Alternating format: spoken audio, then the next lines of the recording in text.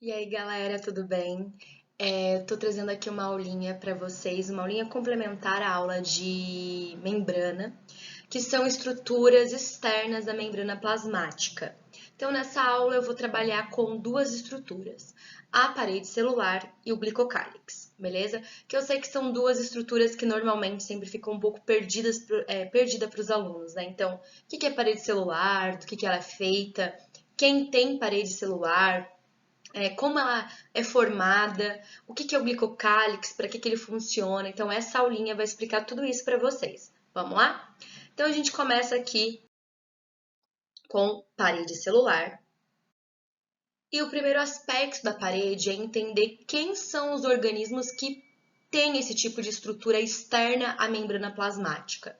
Então, todas as células têm membrana plasmática, depois da membrana podem apresentar certas estruturas. Quem tem parede celular é plantas e algas, que a parede celular é principalmente feita de celulose, mas também pode ter hemicelulose, pode ter pectina, pode ter glicoproteínas, tá? Mas um dos principais componentes da parede celular de algas e vegetais é a celulose.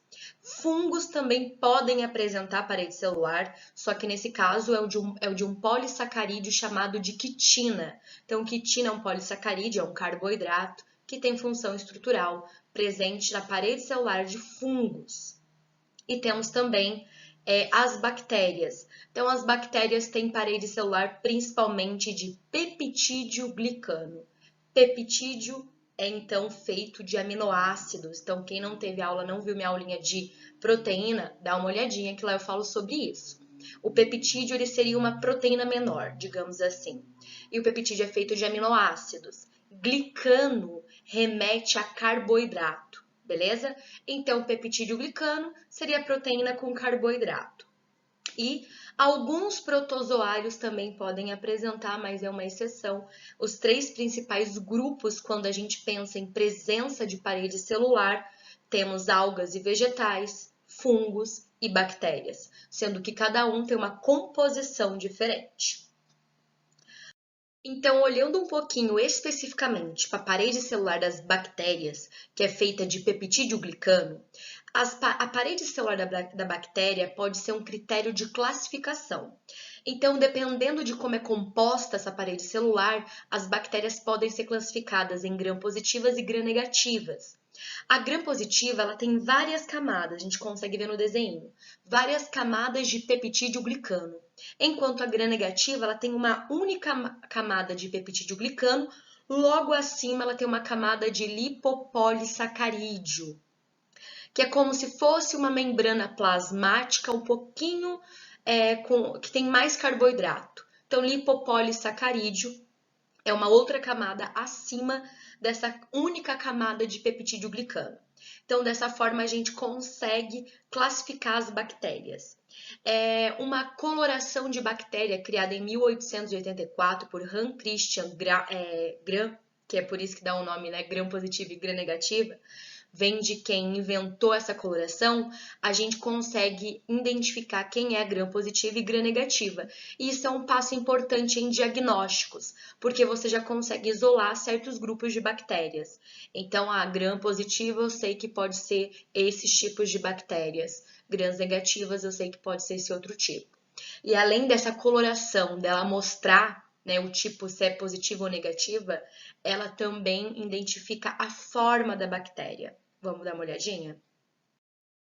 Então, aqui eu tenho uma lâmina onde a gente tem bactérias gram-positivas e gram-negativas. As gram-negativas estão coradas, desculpa, estão coradas em rosa e as gram-positivas estão coradas em roxo. Além de ver quem é gram-positiva e gram-negativa, eu consigo observar a forma. Eu percebo que quem está coradinha em rosa, que são as gram-negativas, elas são bacilos, né? O formato é de bacilo. E quem está corado em roxinho, que são as grãs positivas, elas são cocos. Então, além de ver se é gram-positiva e gram-negativa, a gente consegue identificar o formato dessa bactéria através da coloração gram. E essa coloração gram, ela só é permitida graças à composição diferente da parede celular bacteriana. Continuando aqui, agora vamos falar um pouquinho sobre os vegetais, tá? Então, a parede celular dos vegetais, eu disse que era feita principalmente de um carboidrato chamado celulose. Também pode apresentar hemicelulose, pectina e glicoproteína, mas não é algo tão comum. O citoesqueleto vegetal, que é aquela camada, né, aquele esqueleto proteico embaixo da membrana plasmática. Então, tem a membrana, embaixo tem o citoesqueleto. Esse citoesqueleto ele dá suporte, resistência. O citoesqueleto vegetal, ele não tem uma resistência tão grande, nem uma elasticidade tão grande. Por isso, a importância da membrana plasmática para essas células.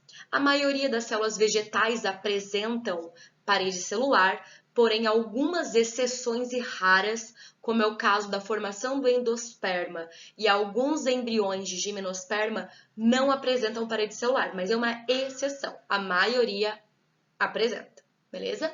Funções da parede celular. Tem inúmeras funções. Então, proteção contra agentes químicos e físicos. Então, proteção contra patógenos e predadores. É uma estrutura extremamente importante de resistência. Impede que a célula sofra lise, ela se rompa em determinados meios, como o meio hipotônico, que é um meio hipotônico, que é um meio que vai entrar água na célula, e isso pode fazer com que a célula vá inchando de água e chegue um momento que essa célula vai romper. Então, a parede celular ela impede essa ruptura da célula vegetal em determinados meios. A parede celular ela pode armazenar substâncias, enzimas, água, e isso cria um microambiente extremamente importante para o metabolismo da célula vegetal, esse armazenamento dessas substâncias na parede celular, tá? Ver se eu falei e também ela controla o crescimento da célula vegetal, mas isso eu vou falar um pouquinho melhor nos próximos slides. Pessoas, essa parede celular dos vegetais, a gente pode classificar ela em parede celular primária ou secundária. A primária, ela é uma parede celular mais fina, ela é uma parede celular mais delgada, ela tem uma resistência menor. Essa parede celular é composta de 70% de água e 30% de matéria seca, que é carboidrato e proteína basicamente. Então, a parede primária, ela permite o crescimento do vegetal porque ela tem uma elasticidade maior devido à sua composição. Ela tem muita água e pouca matéria orgânica, pouca matéria seca. Então, é mais fácil, ela permite o crescimento da célula vegetal. Então, isso é extremamente importante. Não é um crescimento rápido, né? Ela permite um crescimento lento. E depois que essa célula vegetal cresceu, ela já está no tamanho e na forma definitiva, aí sim a parede secundária vai ser formada. A parede celular secundária, ela já tem uma estrutura que, né, a composição dela já muda, ela tem uma quantidade menor de água, ela tem 20% de água e 80% de matéria seca. Então, a gente vê que a composição de água mudou, portanto, a elasticidade também alterou e a rigidez também. Então, é uma membrana que tem uma espessura maior, tem uma resistência maior. A parede celular secundária são deposições de carboidrato em cima da parede celular primária. Por isso que cria essa resistência e cria essa espessão, tá? Cria essa membrana mais espessa. A parede celular secundária, ela pode apresentar na sua composição lignina. Lignina que é um composto que gera resistência. Só que a lignina, ela também cria uma impermeabilidade. Então, ela não deixa entrar mais nada e sair mais nada dessa célula. Então, normalmente, células que apresentam muita lignina na parede celular são células mortas, são células de tecidos mortos, como é o caso do xilema e do esclerênquima, que são tecidos vegetais mortos, porque as células têm uma composição, têm uma deposição muito grande de lignina na parede celular. Além disso, algumas células podem apresentar, então, ceras, tuberinas, na parede celular também, mas isso normalmente são de estruturas protetoras, de estruturas externas.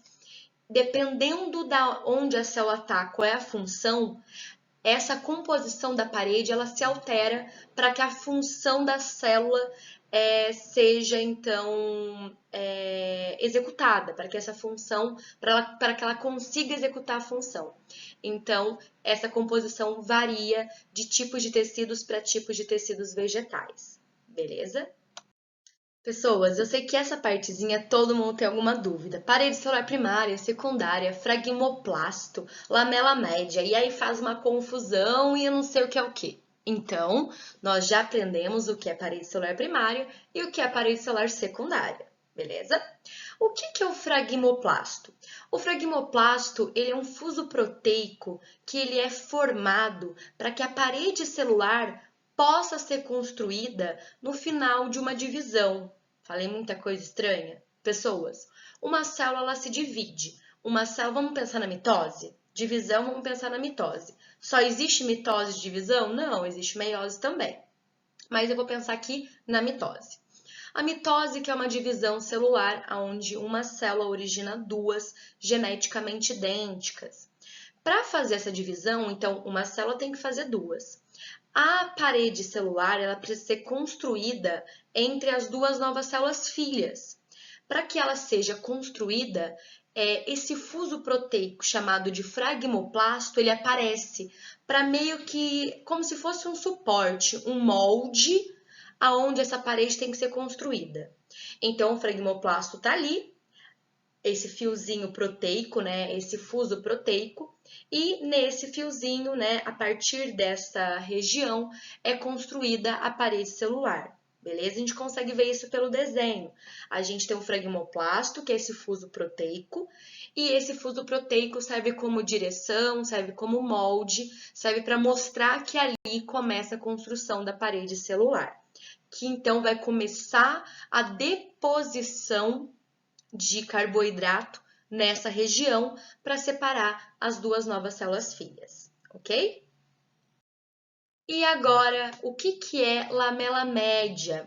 Pessoas, essa imagem ela traz para gente tanto a parede primária quanto a parede secundária. Nossa, Larissa, a parede secundária tem 3 camadas? Sim, tem 3 camadas a parede celular secundária. E essas camadas, elas diferem de acordo com a composição das fibras, né? De acordo com esse arranjo das fibras. Então, eu consigo ver nesse desenho bonitinho a parede celular primária. A partir da parede celular primária é depositado mais polissacarídeo para construir a parede celular secundária. E essa parede celular secundária, ela pode apresentar 3 camadas ou 2, isso vai depender aí do vegetal, da estrutura. E essas camadas diferem entre si pelo arranjo das fibras de celulose, ok? Mas ainda falta falar da lamela média. O que é a lamela média? A lamela média é uma membrana fina e delicada entre duas células vegetais vizinhas. Essa membrana ela é de substâncias pépticas e essa membrana fina, né, e delicada serve para unir, para fazer uma adesão entre as células vegetais vizinhas, tá? E como a gente tem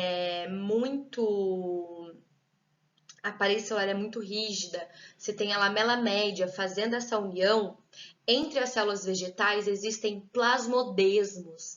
Plasmodesmos, eles são canais, são poros que conectam as células vegetais vizinhas para que elas consigam ter uma comunicação celular, para que elas consigam trocar substâncias entre si. Então, tem lá a parede celular primária, parede celular secundária e também tem essa lamela média. Então, para as células vegetais fazerem uma comunicação entre si, elas criam esses canais, esses poros. Os poros são proteínas de membrana, criam esses poros, para que é como se fosse um canalzinho, tá? É um canal citoplasmático entre duas células vegetais, plasmodesmos, para ter então essa comunicação entre as células vegetais, beleza? Então agora eu vou começar a falar um pouquinho com vocês sobre o glicocálix, que é o segundo envoltório que está externo à membrana plasmática, beleza? O glicocálix, ele está presente em células animais, na grande maioria, e também em alguns protozoários. O glicocálix, ele é formado de glicolipídio e glicoproteína. Então, a gente consegue olhar para essa imagem e perceber que existem carboidratos, oligosacarídeos, polissacarídeos, ligados ao lipídio, isso eu chamo de glicolipídio, glico de açúcar de carboidrato, e lipídio de lipídio, glicoproteína, glico de carboidrato, açúcar e proteína de proteína. Glicolipídio, glicoproteína não é nada mais, nada menos que ou carboidrato ligado ao lipídio ou carboidrato ligado à proteína. Esses carboidratos podem ser oligosacarídeos e polissacarídeos, ok? Cada glicocálix é específico para cada tipo de célula. Então, as células hepáticas têm glicocálix diferentes das células da epiderme, que têm glicocálix diferentes das células pancreáticas. Então, o glicocálix ele é uma camada de carboidrato, que é formado de glicolipídio e glicoproteína, que está em volta de alguns tipos celulares. Para ficar melhor compreendido isso, eu trouxe umas imagens para a gente analisar. Essas imagens mostram o glicocálix visto ao microscópio, então a gente consegue observar que é uma camadinha de carboidrato e esse carboidrato ele está ligado ao lipídio ou à proteína, por isso que eu chamo de glicolipídio e glicoproteína, tá? Então essas duas imagens permitem a gente ter uma visão melhor do que é esse glicocálix. O glicocálix tem diversas funções no nosso organismo. Uma das funções é reconhecimento celular. Uma célula hepática sabe que a outra célula é hepática porque o glicocálix é o mesmo. Uma célula hepática sabe que uma célula da epiderme não é uma célula hepática porque o glicocálix é diferente. E esse reconhecimento ele pode gerar rejeição de transplantes. Então, o glicocálix de um indivíduo é diferente do glicocálix de outro indivíduo. O glicocálix de um fígado de um determinado indivíduo é diferente do glicocálix do indivíduo, né, que é diferente do glicocálix do fígado desse outro indivíduo. Então, a rejeição de transplante pode ser colaborada pelo glicocálix? Sim. Não só por ele, existem outras proteínas que estão associadas à rejeição de transplante, mas o glicocálix é uma estrutura importante. Quando o espermatozoide vai reconhecer o ovócito no momento da fecundação, para saber que é da mesma espécie, existe o reconhecimento de glicocálix. Então, por isso que espécies diferentes podem ter barreiras pré-zigóticas. O glicocálix pode ser uma barreira pré-zigótica. Antes da formação do zigoto, esse tipo de organismo não consegue se reproduzir. O óvulo e o espermatozoide conseguem reconhecer glicocálix para que sempre a gente tenha uma fecundação de espermatozoide e óvulos da mesma espécie, beleza? Continuando aqui, adesão celular. Então, o glicocálix permite que a célula fique bem grudadinha uma na outra, e a gente pode verificar esse tipo de função em estruturas de proteção e revestimento, como é o caso da epiderme, tá? Que é a camada superior da pele. Função também de proteção contra agentes químicos e mecânicos, então algum dano químico ou mecânico, o glicocálix também auxilia, protege a célula nesse tipo de situação. Temos também retenção de nutrientes, de água, de enzimas. A retenção desse tipo de molécula no glicocálix permite a criação de um microambiente que favorece o desenvolvimento da célula. Então, esse microambiente ajuda a célula a crescer, desenvolver, a executar o seu metabolismo. Temos também aqui barreiras de defesa. Então, Então, o glicocálix também pode ser uma barreira de defesa, funcionando como um filtro, filtrando possíveis patógenos, possíveis substâncias nocivas. A gente pode verificar esse tipo de função do glicocálix em células renais, em células do rim, porque o rim é uma estrutura que faz filtração. E por último, inibição de contato, que isso impede a divisão celular. Quando o glicocálix de uma célula encosta no glicocálix de outra, a gente tem uma inibição por contato para a divisão.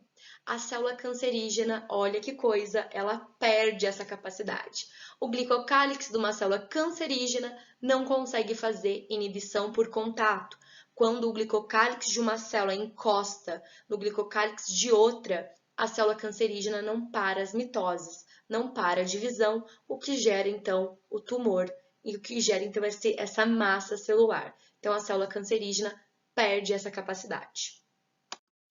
Pessoas, chegamos ao fim. Espero que vocês tenham aproveitado muito essa aula. Então essa aula é sobre envoltórios externos à membrana plasmática. Temos dois importantes, que é a parede celular e o glicocálix. Por favor, deixem os comentários positivos, negativos, feedback, perguntas, dúvidas aí nos comentários para que eu consiga fazer uma aula cada vez melhor para vocês, beleza? E até a próxima e muito obrigada por terem chegado até aqui.